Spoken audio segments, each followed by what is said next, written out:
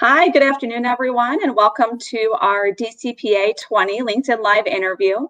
My name is Christy Gainey. I am the Senior Manager of Service Delivery for CPA.com. And joining me today is Evan DeFord. He is the head of the Center of Excellence with Inflo. So welcome, Evan. Thanks for having me. Yeah, thanks for joining us today. This week, we're highlighting sponsors and partners for the 2020 Digital CPA Conference. And that is December 3rd for the ANA Track Learning Labs. So if you wouldn't mind starting, Evan, share a little bit of information about you and Inflo. Yeah, so as you mentioned, my name is Evan DeFord.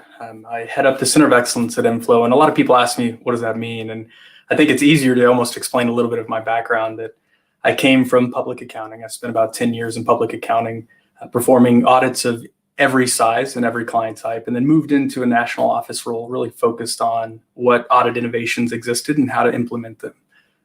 And after about 10 years doing that, I found myself kind of introduced to Inflo, and I came over really to help intersect and bring and bridge that gap of technology and technologists and really kind of the practitioner. And so for those that are unaware of Inflo, we're simply that. We're technologists, but really that we're a cloud-based software application. We're used by accounting firms really to mainly work more collaboratively with their clients, getting data, transacting that data securely, but really driving that collaboration. And then after you can get that information, really what insights can you gain from that? So we have visualizations using data analytics predominantly to drive that data to really enhance the client delivery process, as well as those insights, the things that actually come out. So we see that the firms are benefiting from obviously a more efficient process. They're using automation, kind of the software speed, as well as really then turning around and delivering some of that quality back to the clients, and the fact of having their improvement of kind of the delivery of service and getting these insights and actually having tangible benefits and outputs rather than just kind of the normal compliance aspects. Yeah, that's great. Certainly a lot of growth in these areas, right? In both client collaboration and data analytics and insights in the ANA world. So I guess, as a DCPA sponsor this year, what are you looking forward to sharing with participants? Wow, that's a lot of things, right? To your point, Christy, as I tell people all the time, one of the hardest things of moving from public accounting kind of onto the software side is it's amazing. I find myself, I have the same types of conversations day to day, even with the same types of people, obviously with different accounting firms, whereas before it was just internally at one accounting firm. But the hardest thing is just the pace of change, right? Having those technologists in-house and, our dev team, which is great, we're constantly evolving, right? And so I think that's, if anything, what I'd like to share, what we're excited about sharing is just honestly what we've been able to do during COVID, and kind of being able to lock the devs up and have them kind of work and focus, and whether that's being new kind of features and functionality, even down to, in Inflo, we're very modular. So some of the modules that we've added and intend to add kind of in the near future, just to really help drive that end-to-end, solution, so to speak. Yeah, that's great. As you think about, kind of emerging technologies focused on ANA and kind of specifically related to client advisory services, does the company have anything focused in that area? Anything that you want to tell us about kind of emerging technologies with Inflo? Yeah, so, and this is always a fun one, right? Because we've heard a lot of these emerging tech. How long do they stay emerging, right? At what point do they cross that threshold? We've heard buzzwords. Obviously in the profession and industry and even outside for almost 4 years now, a lot of the big ones, right?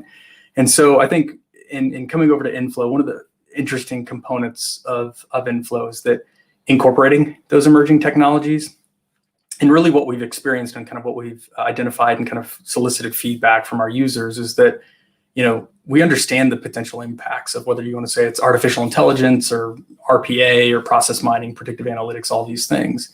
But the practical application is really hard, right? I mean, people say, oh, these things look good, they look great, it looks sleek and sexy, but how do we actually implement that into our day-to-day process?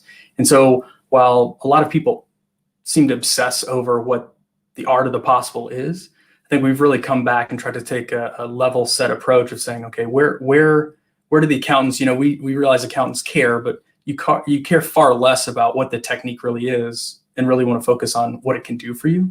And so that's what we've tried to do with our platform, is really going in and developing a simplified approach and saying, let's collate all these technologies and really understand where they best align themselves in the process and make that available for the user. And we call that hybrid intelligence for that very reason, right? Rather than trying to be specific and say, oh, it's this technique or technology, let's just kind of bundle it all together and just make it effectively a button. We realize the users need to be aware of what that technology really does, but they don't really need to know when to deploy that technology. We can effectively provide that for them.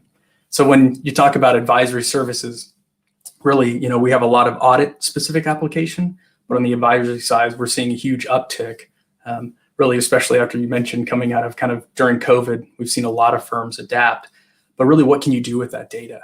And once you can get that granular data, we have elements where, whether it's our Explore module that's really getting into kind of the granular detail and understanding about relationships, characteristics, those types of aspects of the data, but even more so on providing that and reporting it back to the end client. That's really where we're seeing the biggest uptick, is we've tried to automate some of the reports and some of the outputs so you can actually bring to them, whether it's sharing a dashboard through our platform to your client with the pretty visualizations, or actually producing an output or report in PowerPoint form where you can take to them and succinctly present back to them things about their data that, quite honestly, they can't see themselves in their current system.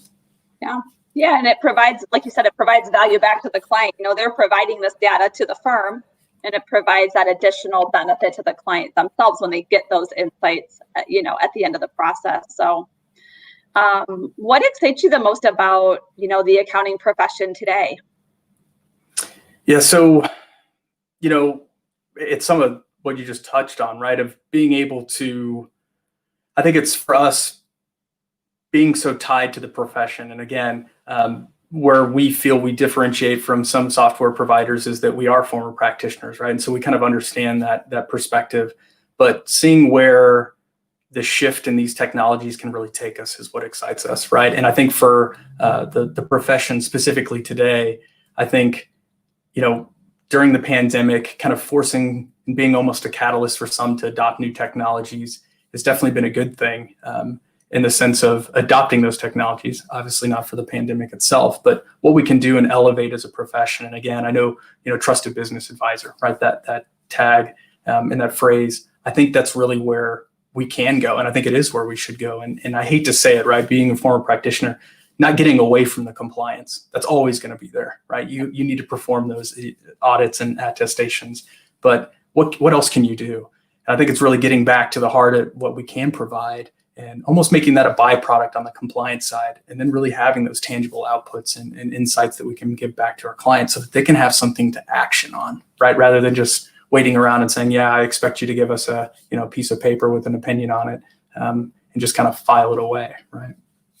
Yeah, it's that additional value, right, that we know that CPA firms can provide. And there's certainly been a lot of advancements and innovation this year, like you said, with COVID, but without COVID, it has kind of accelerated the pace of change, kind of the pace of innovation within firms. And, there is that huge opportunity to continue to advance, these practice areas and really provide that client value. So I think there's a lot of exciting things on the horizon for the profession here, in the future. What makes you most excited about being part of the digital CPA community? Yeah. So, and again, not to just keep echoing and playing back what you're saying, but I think it's that. And when I say that, it's really what impacts we can have as a profession. And, I mentioned, we do have, we effectively the end-to-end audit solution, but at the same time, we're not hubristic to say that we are the only software you should have. We get asked a lot by clients if we can incorporate certain elements into our tool. And we quite honestly say, we would love to, but there's so many tools out there that are so much better at it, right? There's really no need for us to focus on that. And yeah, we tell people that, when we go and have constructive kind of sit downs and kind of thought leadership, or sit down with firms and understand what's kind of in their environment or their biosphere from an IT standpoint, there's a lot of things in there. Yeah, you should reduce it, but at the same time, again, it's not going to be all just one tool at the end of the day. It can't be. And so what really excites me about being part of kind of the digital CPA community is seeing that evolution, right? And I think as a profession for us to be evergreen, we have to constantly kind of be around and also get some of these things by osmosis, right? Is that you buying a new software every day? No, it's not. But again, being around and seeing what possibilities there are is what excites me. And so having a place and a common ground where we can come together and again, really not make it about being commercially minded, but really what we can do for the profession and what we can be able to achieve kind of as the greater good is truly what excites me. Yeah. Yeah, agree. I think that's what really excites us about the Digital CPA conference too, is just, really the educational thought leadership component behind it that's really focused on how can we help drive the profession forward? What value can we bring to the profession? And, how can we help make this, change, innovation easier and, more, I guess, easier and, acceptable for firms, right? To be able to adopt, whether that's a technology or they want to advance a practice area within their firm, how do we provide those resources and support that help propel them forward? And so we're really excited to have you all joining us at the conference this year.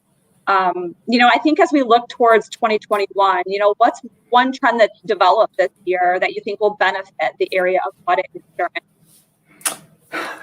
So I smile, right? I'm going to say lack of comfort, right? And people are probably going to go, gosh, what does that even mean? And I think, again, we've seen kind of COVID be a catalyst for the adoption of technology, but, every firm's at a different point kind of on that trajectory of where they are, whether it be innovation or just kind of maintaining relevance. And so when I say lack of comfort, I think we always need to be on the front foot. And I know that's hard, right? Coming from a profession that's really rooted and has a traditionalist mindset, I think this has caused a lot of people to change that or go, gosh, right, if I'm constantly just thinking in the past and kind of saying, oh, well, this is how we've always done it, that's going to get us in trouble, right? Because something, big and large and existential is, a pandemic has really challenged that. And so I think going forward, again, we don't need to be constantly changing or adopting new things, but we really need to be mindful of it because I think for us as a profession moving forward, we're going to have to evolve, right? We're going to see the adoption of more technologies. Our clients are going to be adopting these technologies, right? And so I think just the pace at which, not only from kind of the standard setting process, all the way down to what you're doing from a day-to-day process to provide that client service, we're going to have to treat it in really an evergreen or kind of a constantly evolving state. So again, do I want you to be uncomfortable? No, but I think we should be mindful that, gosh, whether it's a pandemic or whether, again, it's some existential threat that we can't even think of right now, we just need to be mindful that we need to kind of be evolving with the times. Yeah, we know that change is, right? It's always here and really leading your firm through change, and really kind of taking that proactive mindset that you mentioned, I think is, really key to, our outlook for the next year. So. Can't wait to see what the future holds for us, right? So agreed. Well, thank you so much for joining us today. Everyone go out and check Inflo at the Learning Lab on Thursday, December 3rd between 1 and 5 Eastern. Also, you can chat with Inflo at the Digital CPA Resource Center for the conference themselves. So thanks again, Evan. It was great chatting. Thanks for having me.